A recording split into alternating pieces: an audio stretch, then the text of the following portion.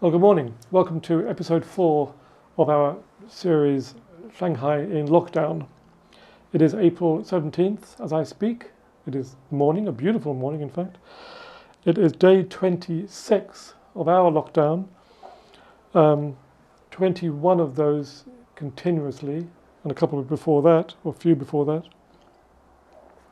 So 26 days I've been unable to commingle with our neighbours in the courtyard below. 26 days of having to order food through group buying groups and having state-provided vegetables delivered in anonymous cardboard boxes. But we'll get to that later. I'm getting ahead of myself. Now, by now, you might have run into news about the Shanghai lockdown in your own news outlets like the BBC or CNN or wherever, Die Welt, so forth. So some of what I say might be familiar, but I'm going to guess that not all of it will be familiar. So today I'll talk about, as always, first of all, the case data, including some map visualizations of those data, the apparent severity of the cases, China's strategy and the response to that strategy, including the collateral damage because of the implementation of lockdown. I'll talk about the sense of community that has developed and the sense of mutual help. And I might mention at the very end, if I have enough energy, to talk about the continuing saga of getting hold of food and basic supplies. But as always, first, the data. Now, this is a graph of the total local cases, both symptomatic and asymptomatic, since March 1st. The shades of green correspond to the progressive lockdown through Shanghai. So the lighter shade is when Pudong, first of all, went into lockdown early March 28th. And then the darker shade is when the entire Shanghai went into severe lockdown on April 1st, and of course we are still in that lockdown. The number of local cases then appears to have come over a peak. We've now decreased a couple of times. The total number of cases is just north of 300,000, 95% of which, give or take, are asymptomatic. So 5% are symptomatic. And by asymptomatic, it means sort of mild flu or nothing at all. If there's anything that's traceable to the lung, apparently that is then called confirmed or symptomatic. If I get very ambitious over the next week, I might try to analyze these data with a growth model, so we can have some idea of when this thing might peter out, but we'll see. Now these are the data expressed as a ratio of the total local symptomatic and asymptomatic cases that have come from the quarantine cohort to the total number of local cases.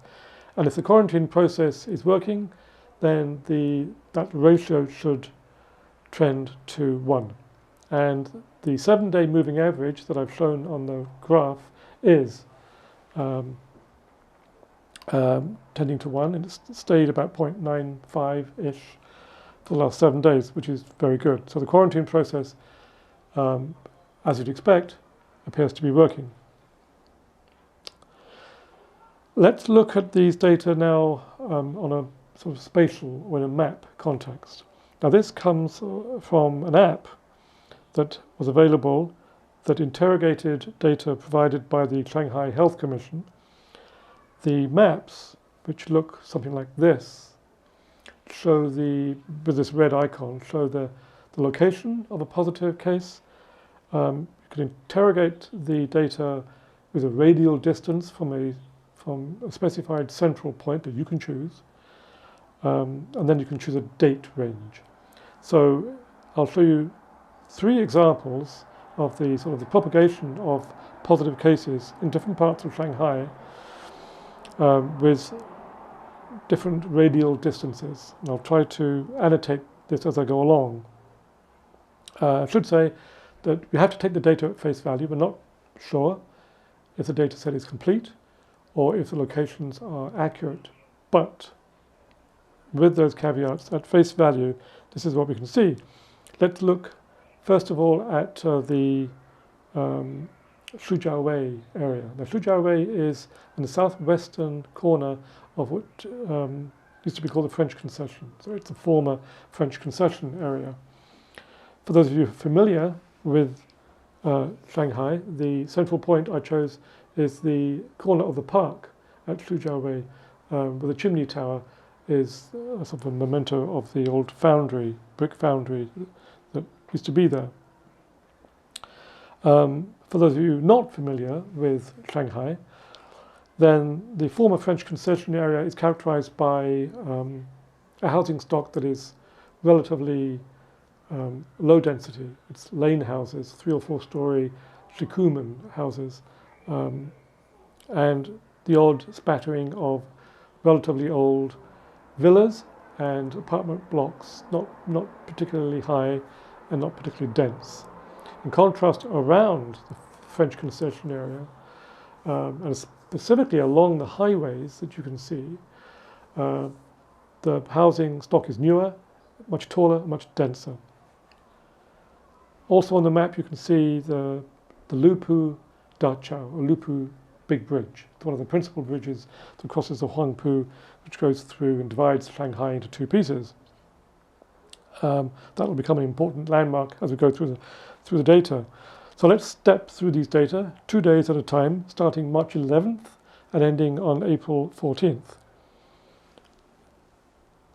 By the 23rd of March, you can see that the cases are largely coming from an area along the edge of the highway, the elevated highway, that comes across from the Lupu Dachao. And that is, as I said before, that's where there's a very high density of very high apartment buildings. So that kind of makes sense. At the end of March 31st, all of this area went into severe lockdown. And as we move now toward April 14th, it's more difficult to see patterns because the scaling of the icons is too large. So let's look at that entire sequence again, so you can, without pausing, so you can just sort of enjoy it for yourself.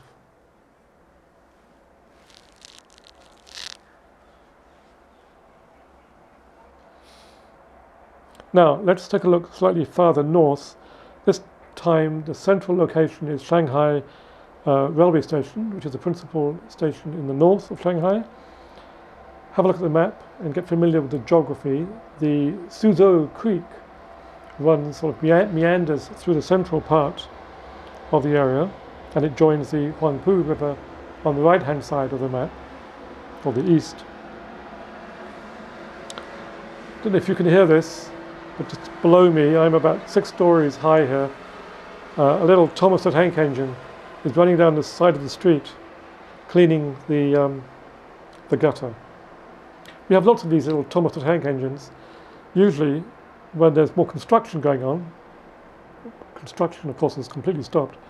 There's a water truck that runs down here a couple of times a day, just sort of watering the streets, even if it's raining. But I digress.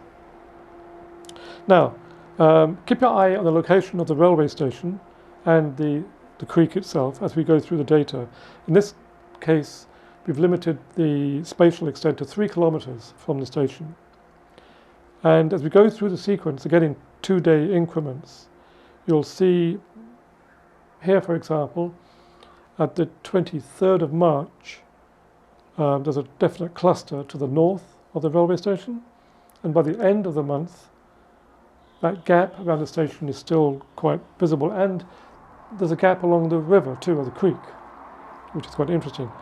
In fact, all the way up to April 14th, we can still see the Suzhou Creek through these icons, which is a bit odd because there are plenty of dense apartment blocks along the creek itself. It's a relatively high rent or high property value place to live, and that might be the key, that along the river property prices are high and perhaps income is higher, and the farther away from the creek, especially to the north, property values go down and property stock is much older and denser. So here's that sequence again without pausing.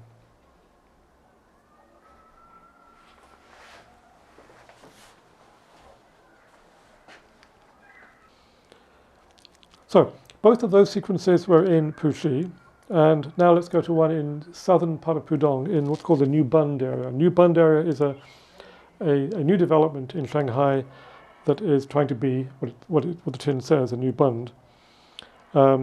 This is what the area looks like from the air. It's full of kind of swanky new apartment complexes, lots of angular, sharp, crystalline architecture. There's a very modern sports complex, or a very swanky looking sports complex, actually comes from 2010, I think, or maybe 8. There's the newest and swankiest shopping center in Shanghai called the Taiguli Center. It's full of Gucci stores and Louis Vuitton,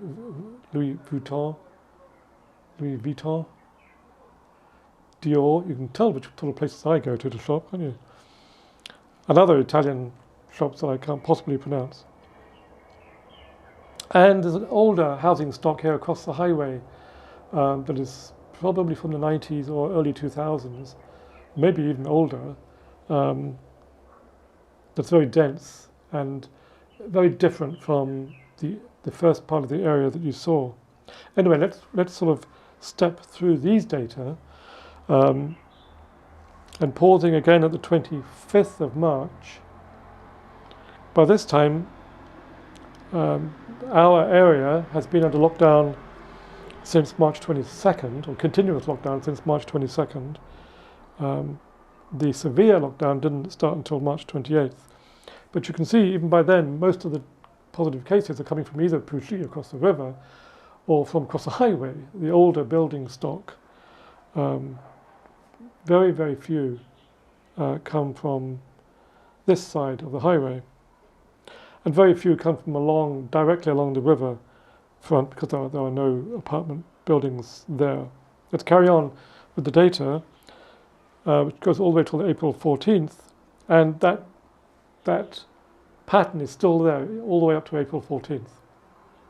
And similar to the last two examples, but in particular the previous one, close to Shanghai railway station, it does seem that there are relatively fewer cases in the more expensive places to live. And that's most likely because folks don't mix and mingle as much as they do in the more older housing stock.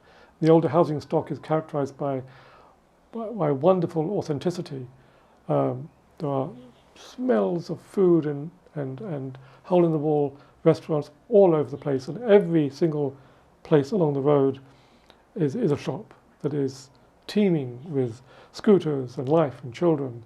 So there's much more mixing and mingling, and so it makes perfect sense that there are more cases over there. And there are other social commentary things I could say about this, but I won't. So these data came from an app, as I said. I tried to re-interrogate the app for other places in Shanghai just yesterday, and I was greeted by this image, which translates to this. So it seems that the app violated some sort of regulation. I don't know what. Maybe there was copyright on the map itself, or maybe the data are incomplete. We don't know. But anyway, those data are now no longer available to the public, at least. Now, our next topic is a mention of the severity of positive cases.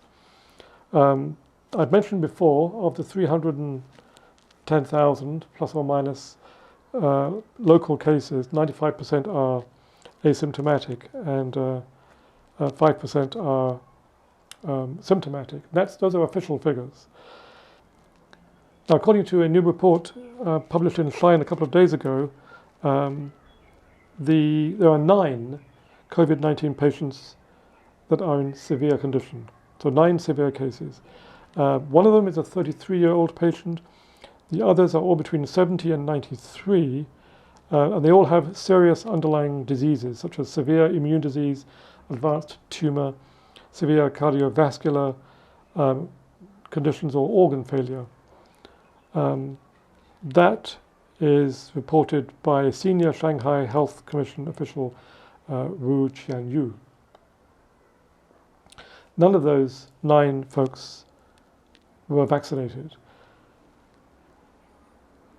As far as we know, there have been no fatalities, although that's a bit of a debatable point, apparently, according to the local report. Not a local report, a report in the BBC website. They talk about older folks in care hospitals who are dying before their time, can we say? All of those fatalities have come from people who are severely ill from the types of conditions I just mentioned, but they happen to catch the virus as well, and through complications then died. And I don't know whether it is a COVID death or a death due to the underlying condition. But there have been no ostensible COVID fatalities. Now, those who are asymptomatic are not sort of just confined to their apartment. They are shipped off to the central temporary makeshift hospitals, they call them. They look like this. This is kind of part of the collateral damage, actually, of the strategy that Shanghai and China is taking toward the virus. The conditions in these makeshift facilities is not particularly salubrious. The toilets apparently are in terrible condition. We've seen pictures, but we can't access them again, of unsanitary bathroom facilities. And of course, there's less space between patients in these places than there is in our own apartments, for the most case.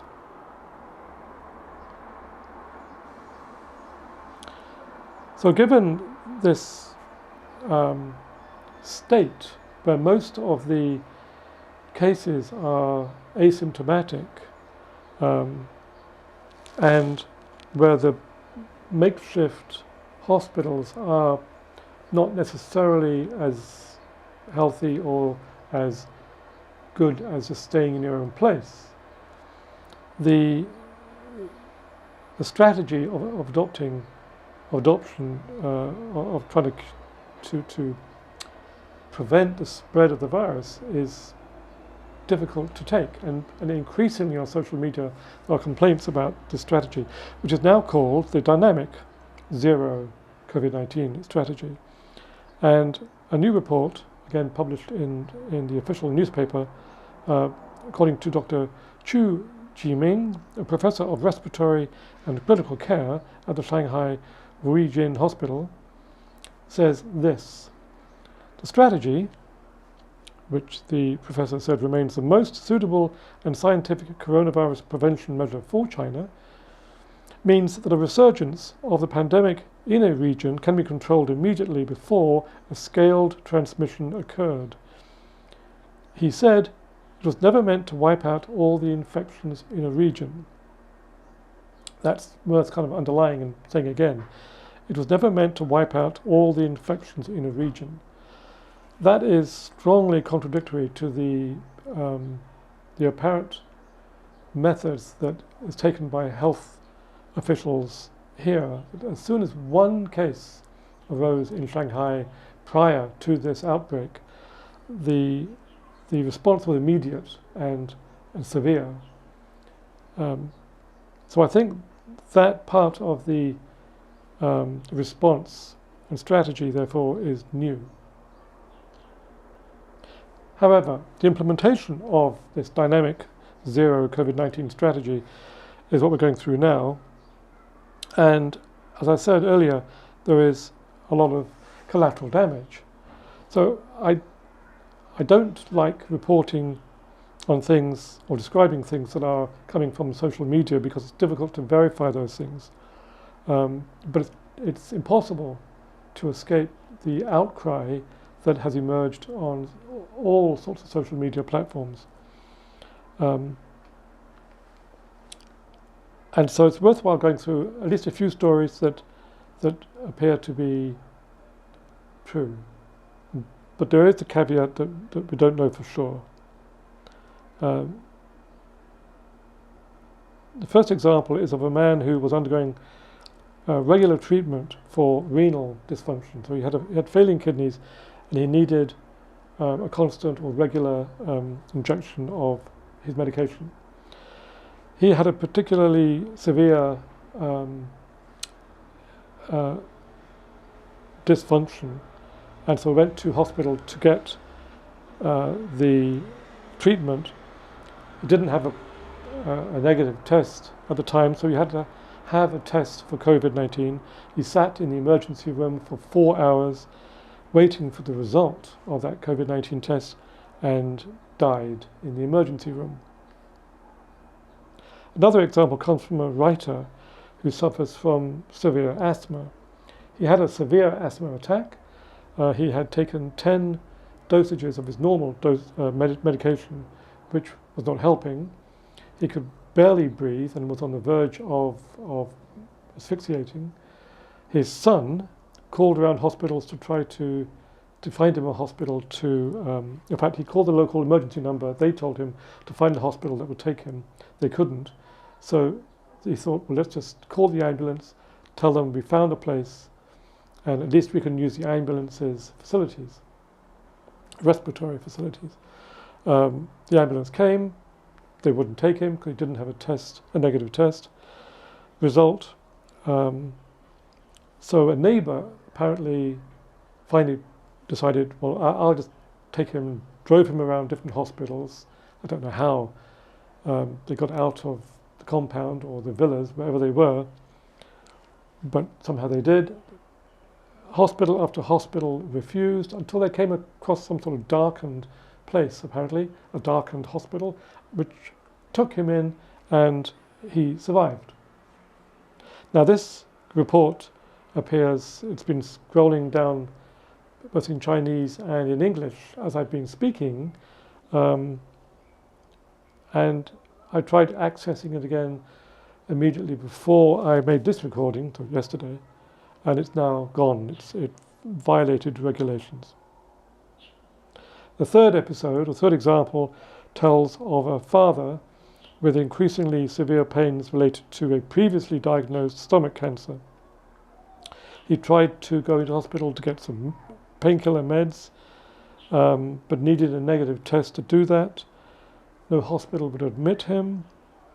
So his son went onto social media to complain.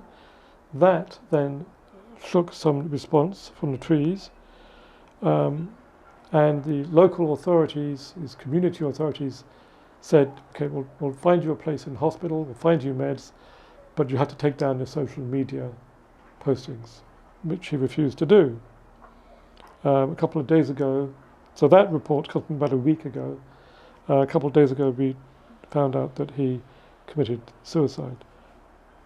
I have to say that these are unverifiable, and all of these types of stories are incredibly hard to verify, but they are coming up again and again and again. So I want to end on a good note. Despite what is clearly a ludicrous strategy to try to contain this virus that is generating largely asymptomatic mild flu conditions and is a bit like a whack-a-mole strategy, which would be funny if the consequences were not so serious. And it's not the consequences of catching the virus, it's the consequences of what happens to you if you catch the virus. If, for example, one person in our compound tests positive, and we are tested every day, one person tests positive, the entire compound is locked down for 14 days from that time, from that moment of the test. So the consequences of catching the virus, it's not the medical consequences that is dire, it is the logistical consequences. It is the difficulty of getting hold of food and basic supplies. And not just for us who live here, but for the thousands and thousands of people who are trying to help.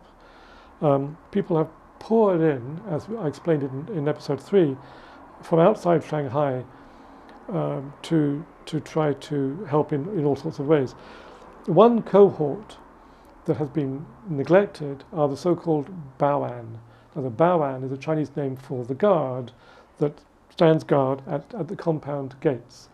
These are not folks who are there just now for the lockdown, they are there all the time. Every compound, every villa compound, every shikumen, every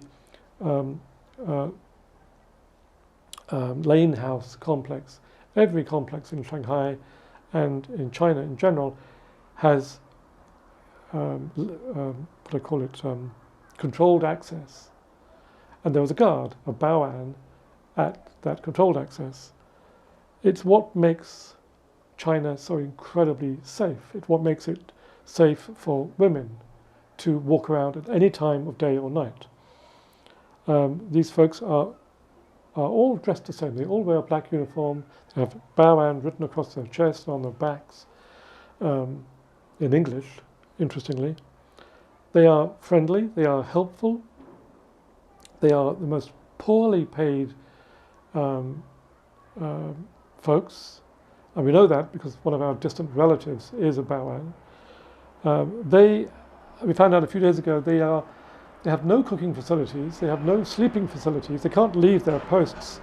So they live in tents at the moment, or sleeping bags that people are providing them. Once we found out that the baoan have no toilet facilities either, and so they're going to the toilet, just, around the corner and in public.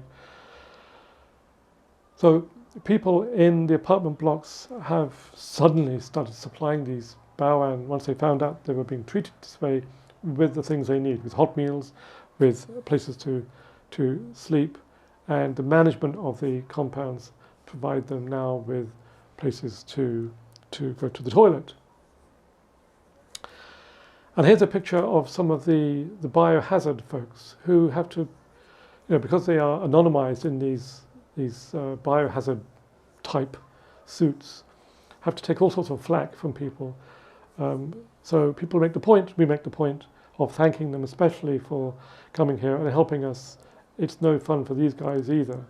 So I want to say a special thank you to that group of people. And then finally, well, I did say I would mention food, didn't I? But as usual, I'll mention food next time, except to say that it's increasingly difficult to get hold of food, but as far as I know, no one's starving. But again, it's anecdotal. Here, perhaps, if my partner in crime here is so good as to do this, is some drone footage of the area just to show that it's still in lockdown and it's still a bit like a zombie town without zombies. So with that, we'll see you next time in episode 5, and hopefully maybe we'll have come out of lockdown by then and we can talk about something else. So subscribe, please, like us if you like us, and we'll see you next time. Bye-bye.